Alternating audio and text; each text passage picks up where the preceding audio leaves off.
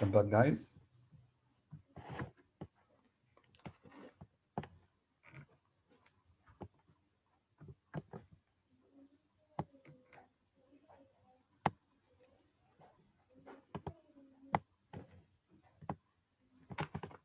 So now I have 11 students.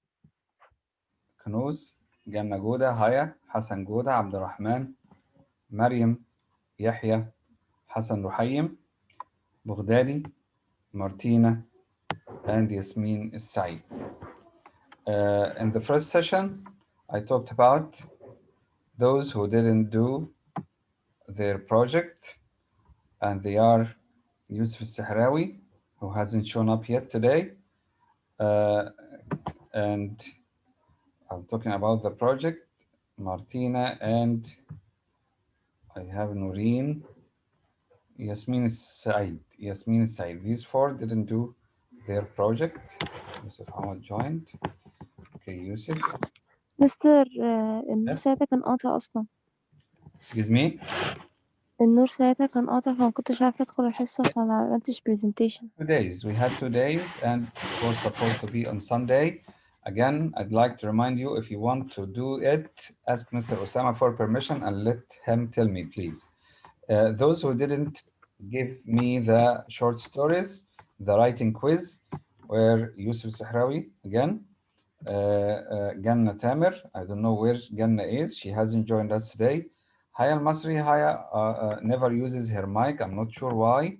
Abdurrahman Walid and some people like Baghdadi never use the mic. Baghdadi sometimes has the mic. I'm not sure what's wrong with him today. Noreen Walid and Yasmin Said. Sorry. Kiara joined us. So these people didn't do the project and the other people didn't do the writing task. Where is Kiara's name? Kiara. Yeah, here is Kiara. Okay. In the first session, we did part of the story called the attributes of summer. Okay. I'll go on reading it. Some people were active in the first session and they read, like Lulwa, Mariam Naqib, Jana Garayhi, Yusuf Awad, and Ali Gizi. Some people join us very late. Please don't join us late again. Some people don't use the mic. I write their names and they are considered absent. Again, solve your problem with the mic. Every day you don't have the mic. I can contact with you. You can discuss anything with me in the session. You don't participate with me. So you're present by name only. Okay, I'll share the screen.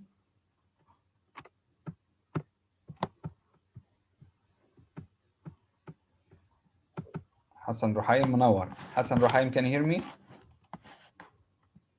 Hassan. Hassan Ruhaim joins and escapes. Hassan Ruhaim, can you hear me? Hassan.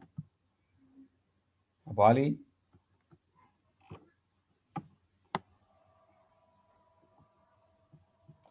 So again, I have Baghdadi, Walid, Hassan Gouda, Hassan Ruhaim, Haya, and Kanuz. These people don't have the mic. This is not an excuse. There is no excuse for this. This means you're absent today, guys. Solve your mic problem, please. Write your names here. Solve it as soon as possible. Again, Baghdadi, Walid, Hassan Gouda, Ruhaim, Haya, and Kanuz. Solve the mic problem. Mic.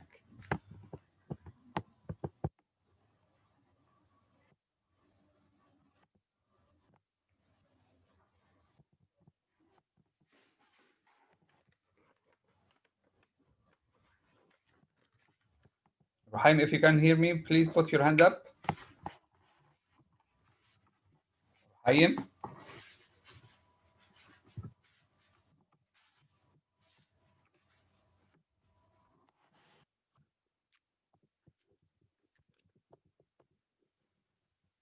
Welcome, Lolwa.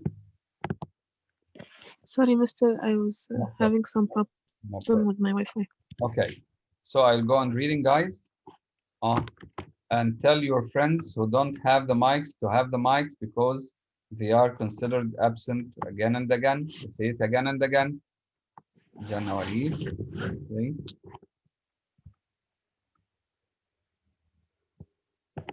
So I'll start. How could I know you were smiling for me that day? She asked him repeatedly. When the boy asked her, why did you beat me that day? Remember the beating she gave to Tommy Muller? Uh, the day when she was beating the other boy and she saw him smiling? He says to her, how could I know you were smiling for me that day? She asked him. She'd even put in a few stints as goalie for him until everyone else on the team begged him to go back in. Okay, she stood in the goal instead of him, and he was a bad player, as you know. Everyone asked him to go back to stand as a goalkeeper. Get back in there. A boy named Harold Mollenhauer finally ordered him. You're useless. You can't play as an attacker or a defender. Go back and stand as a goalkeeper. This was after Tommy tripped him. Tommy tripped him, made him fall on the ground, up as he was about to score. He was half awarded himself a penalty, but for the fact that they were on the same side. So he, uh, let's say it again, he tripped one of his own team. He tripped one of his own team up. Liesel came back out and would somehow always end up opposing Rudy. She used to play in the opponent team. They would tackle and trip each other, push them and make each other fall on the ground, call each other names like Zaukerl, Zaumensch all the time. Rudy was, sorry, would commentate. She can't get around him this time. The stupid Zaumensch, Arschgobler, these are names, they are calling names in German. She hasn't got a hope. Ah, okay. He seemed to enjoy calling Liesel as hmm, this expression. It was, this is the, how to say it in maybe here, Arschgrobler. This is the German translation of this English expression. It's okay to say it in German, but in English, no.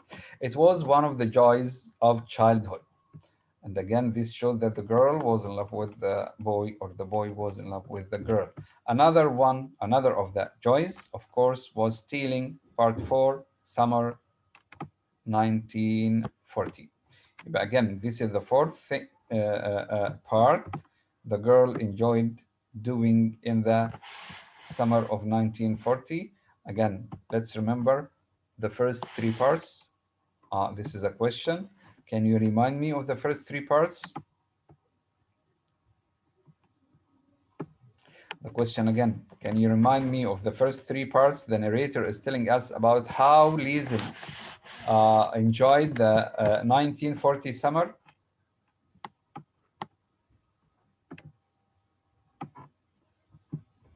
I'm waiting for your answers, guys.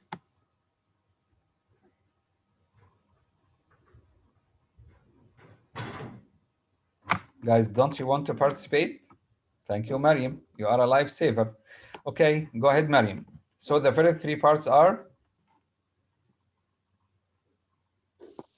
First, she was reading the Shoulder Shrugger book, Yes, and then reading the books in the library, yes, of the mayor, the mayor's library. Good, and playing soccer in Hamel Street. thank you. And this is part 4, which is another opportunity for stealing a book. Okay, in fairness, there were many things that brought Rudy and Liesel together. They had many things in common. But it was the stealing that cemented their friendship completely. The stealing that enhanced, that improved, that strengthened. Okay, cemented like cement makes bricks hold together and be strong. So stealing cemented their friendship completely. It was brought about by one opportunity. and it was driven by one inescapable force, Rudy's hunger. So, what drove them to steal? It was hunger, because the boy belonged to a big family. He has many siblings, and most of the time they didn't have anything to eat. The boy was permanently dying for that or for something to eat. He was always eternally hungry, starving, famished. Okay? On top of the rationing situation, his father's business wasn't doing so well of late. The threat of Jewish competition was taken away, but so were the Jewish customers. The Steiners were scratching. يعني Rudy's father was happy because the Jews were sent to concentration camps. This meant his business would improve. But some of his customers were Jews, so he lost some of his customers. So the business was doing badly accordingly. Okay, like many other people on the Hemel Street side of town, they needed to trade.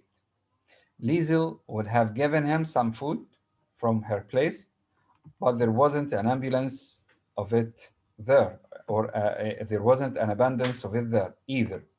So the girl and the boy used to trade, or let's say exchange what she has with what he has. Mama usually made pea soup. She was cooking pea soup all the time. On Sunday nights, she cooked it, and not just enough for one or two repeat performances. It was very little. She made enough pea soup to last until the following Saturday. She made enough pea soup to last until the following Saturday. Again, she cooked for a whole week, from Sunday night to the following Saturday. This means a whole week. Then on Sunday, she'd cook another one, pea soup all the time. Imagine that you are destined to eat or eat pea soup all the time, every day, every meat, pea soup, every meal, sorry, pea soup, bread, sometimes a small portion of potatoes or meat, sometimes, but always they used to eat soup and bread. You ate it up and you didn't ask for more.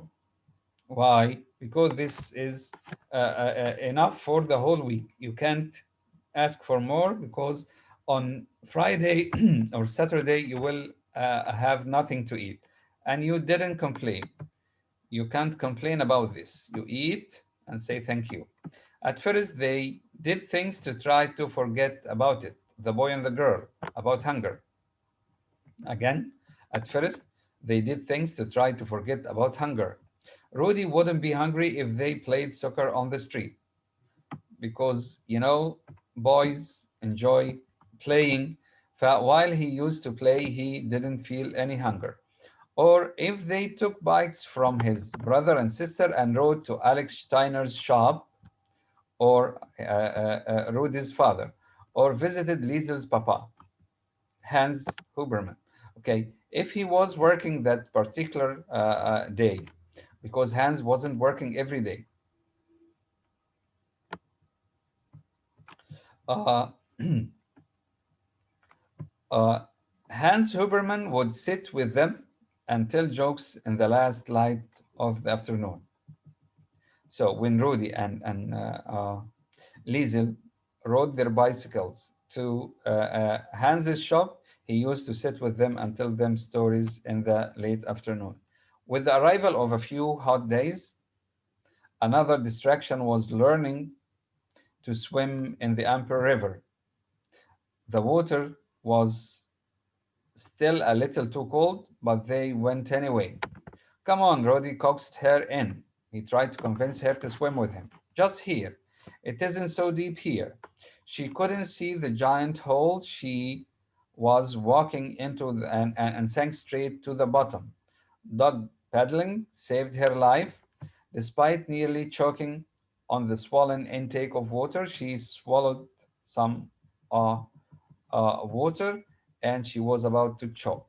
You Zauker, she accused him when she collapsed onto the river bank.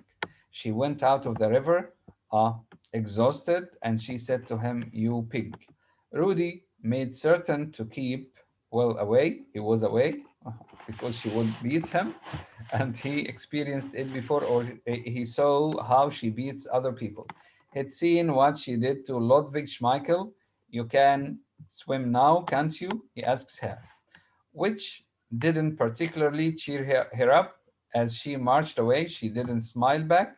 Her hair was pasted to the side of her face because of the water, and snot was flowing from her nose. Her nose was producing some snot. He called after her, "Does this mean I don't get a kiss for teaching you?" She answered, "Thou curl." The nerve of him, it was inevitable. The depressing pea soup and Rudy's hunger finally drove them to thievery. They had to steal.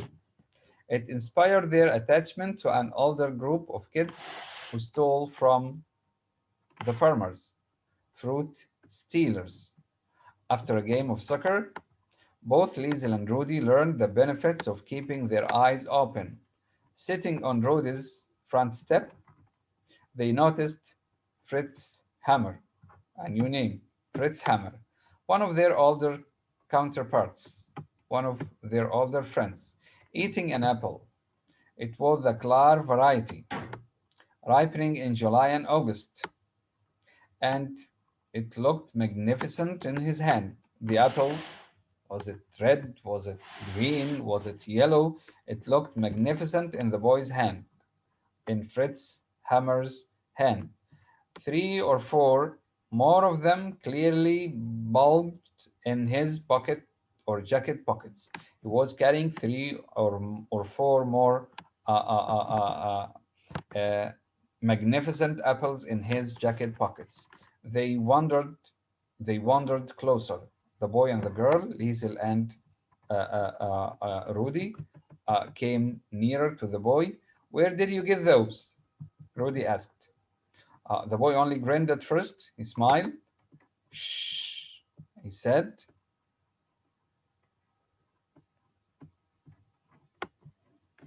Uh, and he stopped. He then proceeded to pull an apple from his pocket and toss it over. "Just look at it," he warned them. "Don't eat it." Uh, so he tossed it up and he asked them to enjoy looking at it, but don't eat it. The next time they saw the same boy wearing the same jacket on a day that was too warm for it. Why is he wearing a jacket when it is warm? You don't need to wear a jacket in such weather. They followed him. Where did he get these apples from? He led them toward the upstream section of the Amper River. It was close to where Liesel sometimes read with her papa when she was first learning. A group of five boys, some lanky, a few short and lean, stood waiting. There were a few such groups in Malking at the time, some with members as young as six, groups of children who went to steal from the farms nearby. The leader of this particular outfit was an agreeable 15-year-old criminal named Arthur Berg. So this is the name of the leader of this gang. He looked around and saw the two 11-year-olds, Liesel and Rudy, dangling off the back at the back of this group. Und, he said, and Rudy said, "I'm starving." And he wanted to ask him, "Why are you joining us?" And his fast, said Liesel. His fast, he would make a good thief. You know, thieves need to be first lucky, as we said before, and two, fast. Berg looked at her.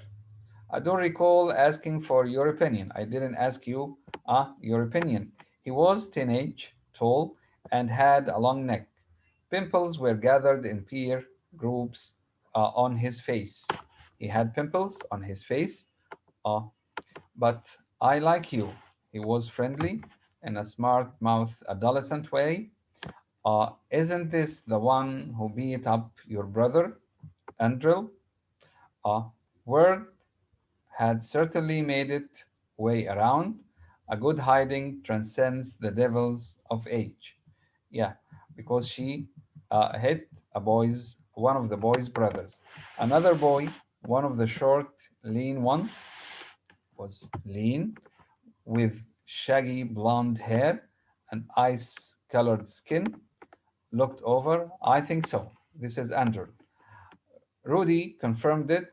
It is. Yeah, she's the girl who beat his brother. Andy Schmeichel walked. This is Andrew. Andy Schmeichel, Schmeichel's brother. You remember the Schmeichel she beat? Walked across and studied her up and down. He looked at her up and down, his face pensive before breaking into a gaping smile. Great work, kid, he said to her. Great work. He even slapped her among the bones of her back, catching a sharp piece of shoulder blade. I'd get whipped for it if I did it myself. If I hit my brother, I would get whipped by my parents for it. Arthur had moved on to Rudy. And you're the Jesse Owens one, aren't you?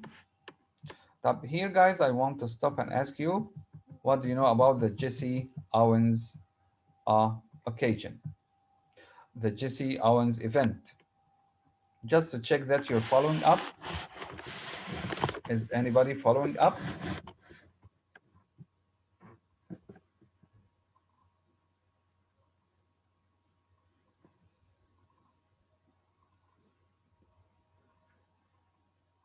Guys, is anybody following up? If you're following up, put your hand up, please.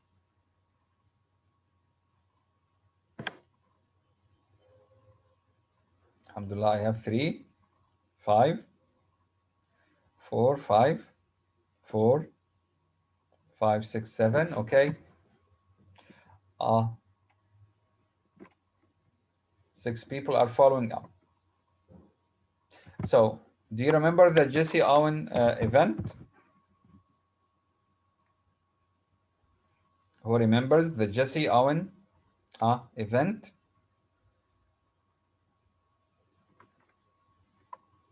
Okay, Yasmin Said, you want to answer? Yasmin, can you answer? What do you know about the Jesse Owens event? Okay.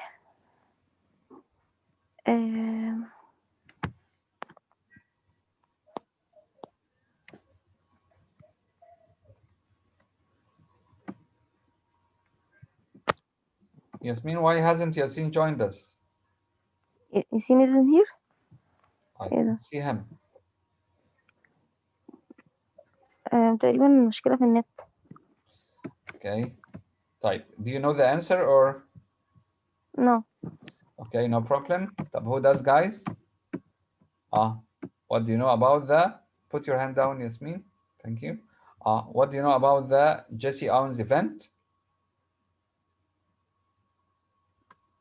Remember when Rudy painted himself? Okay. Somebody was raising his hand or her hand. Type. Kiara, you don't remember the Jesse Owens event? The show went won Olympic. Yes, when Rudy painted himself black, remember? Like Yes. Jesse Owens, the American runner who won many medals in the Olympics. Yes, good. And he went to the track and ran with himself, and his father went to get him and remove this black substance with which he painted his body and face and everything. Remember this? Okay. Yes. Yeah, the girl or the boys of the gang asked him, again here, the question here, and you're the Jesse Owens one, aren't you? Rudy nodded. He shook his head or nodded his head, saying yes. Clearly, said Arthur, you're an idiot. You're an idiot, but you're out kind of idiot. You're our kind of idiot story. Come on, come with us, join us. So we have a group of about 6 children going, they are hungry. They are going to steal fruits and vegetables from the farmers' farms near the river. They were in, so the boy and the girl were in this group. When they reached the farm, Liesel and Rudy were thrown a sack. Somebody threw them a sack, a bag.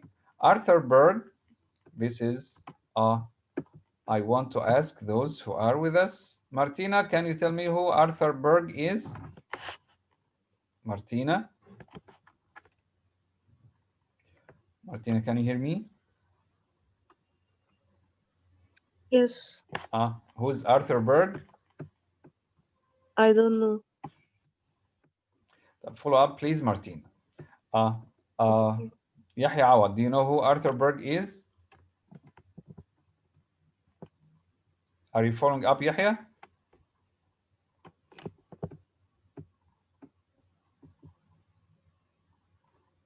Yahya.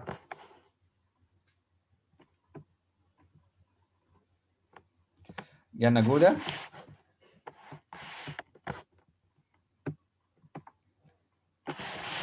So Yahya is absent. Yahya is not with us. Yana Gouda, can you hear me? Yes. Do you know who Arthur Berg is?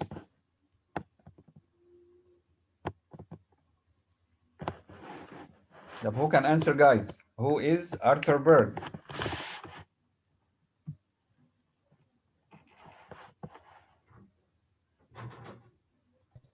Mr. Yahya, لا عارفاه. Guys, solve your problems with your mics. It's not my problem. يعني I have about 8 people without mics. One, Abdurrahman still I Bourbet. know him. Okay, who? بتهيألي إن هو اللي كانوا ليزل بتسرق الكتب من عنده. Says Ganna. Okay, Ganna, thank you. But speak in English. It's again. Where are Rudy and Liesel now, guys?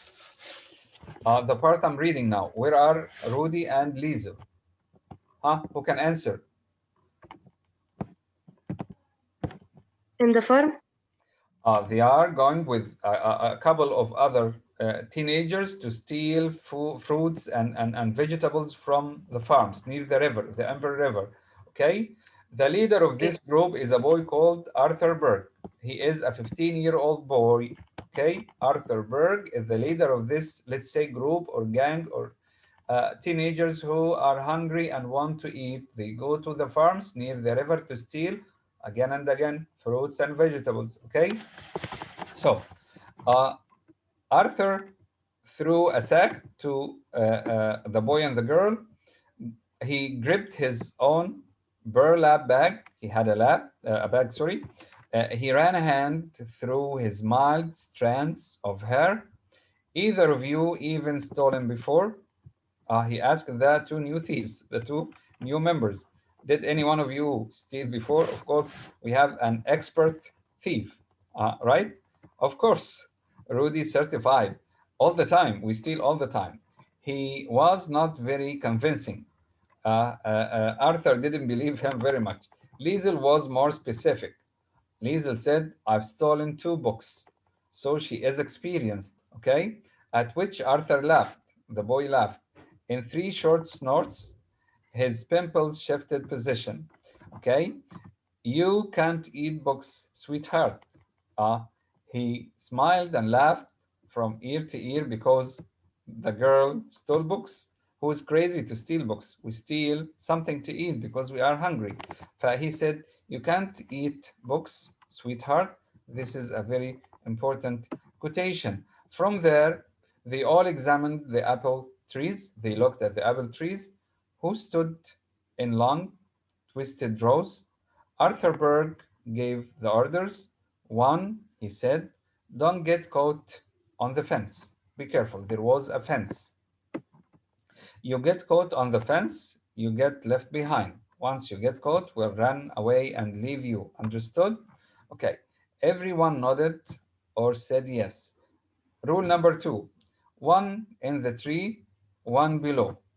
1 picking the apples or the fruits or the vegetables, and 1 below waiting for him or her. Someone has to collect. He rubbed his hands together. He was enjoying this. Rule number 3, if you see someone coming, you call out loud enough to wake the dead. You call out loud enough to tell those or to warn those who can't see anyone. And we all run richtig, right? Okay, right in German, richtig, okay. It was a chorus. They said richtig, all of them together. 2, debutantable thieves. Debutant means beginners, as you know. Whispering, Hazel, are you sure? Do you still want to do this? Look at the barbed wire, Rudy. It's so high. No, no, look. You throw the sack on, see? Like them. All right. Come on then. I can't. Hesitation. Rudy, I move it, Zaumensch. Okay, this is a short dialogue between the boy and the girl. They were hesitated, they were afraid.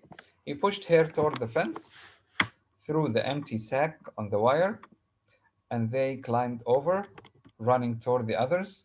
Rudy made his way up the closest tree and started flinging down the apples. Liesel stood below, putting them into the sack. By the time it was full, there was another problem. How do we get back over the fence with the bag full of apples? Okay, the answer came when they noticed Arthur Berg climbing as close to a fence post as possible. The wires stronger there. Rudy pointed. He threw the sack over, made Liesel go first, then landed beside her on the other side, among the fruit that spilled from the bag.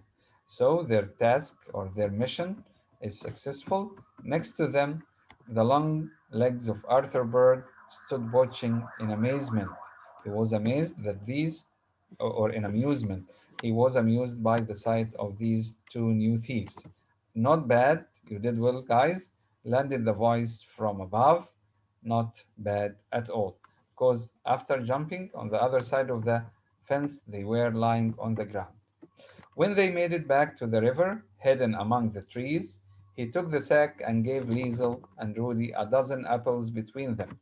You both get a dozen apples, 6 each. Good work, was his final comment on the matter. You did well. That afternoon, before they returned home, Liesel and Rudy consumed 6 apples apiece within half an hour. At first, they entertained thoughts of sharing the fruit at their respective homes, but they wanted to share some of the fruits with their families. But there was considerable danger in that. They would ask them, "Where would you get that, or where did you get this fruit from?" They didn't particularly relish the opportunity of explaining just where the fruit had come from. Liesel even thought that perhaps she could get away with only telling Papa, but she didn't want him thinking that he had a compulsive criminal on his hands, so she ate. She ate the apples and she didn't tell even Papa. He was her secret keeper, as you know. On the river bank, where she learned to swim, each apple was disposed of. Unaccustomed to such luxury, she's eating apple instead of the pea soup. She's eating apple, and she has not one apple, many apples. They knew it was likely they'd be sick. Okay, why? Because they didn't used to eat such a lot, such a big amount of food. They ate anyway. Zaumensch, Mama abused her that night. Mama said to her, Zaumensch, why are you vomiting so much? The girl went home and she was vomiting. Maybe it's the pea soup, Liesel suggested. That's right, Papa echoed. He was over at the window again. It must be. I feel a bit sick myself. Just to save the girl. Who asked you, Zauker? Quickly, she turned back to face the vomiting Zaumensch. Well, what is it? What is it? You filthy pig. But Liesel, she said nothing. The apples, She thought happily, the apples, and she vomited one more time for luck. And this is the end of this part today. Thank you very much. Guys, if you can hear me, inshallah, maybe there will be homework on SMS. Check your SMS maybe tonight, okay, for homework on this part. Tomorrow, inshallah, we're going to do the Aryan shopkeeper. The Aryan shopkeeper, and I think you can guess who this Aryan shopkeeper is. It's Frau Dellers. Any question?